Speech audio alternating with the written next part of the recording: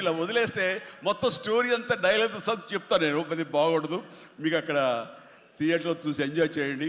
అంత బాగుంది. అయితే వెంకితోటి నేను సినిమా షూటింగ్ చేస్తాను లేదు, ప్రతిరోజు ఇద్దరు పిచ్చిగా చేసావు. ఎంత ఎంజాయ్ చేసావంటే మీకు వీళ్ళు సినిమా యాక్టింగ్ చేసేట్టు ఉండదు, ఇద్దరు కలిపి అల్లరి కుర్రవాళ్ళలాగా ఆ సెట్లో చేసావు. అదే క్యాప్చర్ చేశాడు.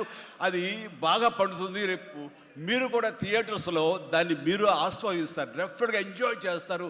And definitely I mean last phase వచ్చేసరికి సినిమా ఎక్కడికో లేచిపోతుందంటలో ఎలాంటి సందేహం లేదు.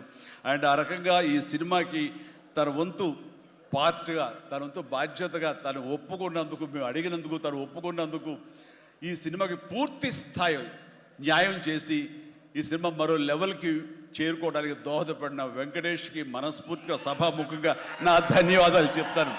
ఏంది వెంకీ అంత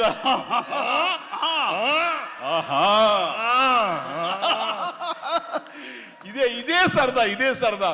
అండ్ నేను చాలా చెప్పను, కానీ సినిమా చూస్తే కనుక నేను ఎంత చెప్పినా సరే తక్కువే అవుతుంది, మీరు ఎంత ఊహించుకున్నా సరే అది తక్కువే అవుతుంది. సినిమా చూడండి. మేము చేసినటువంటి 18 రోజులు అనుకుంటా చేశారు వెంకీ.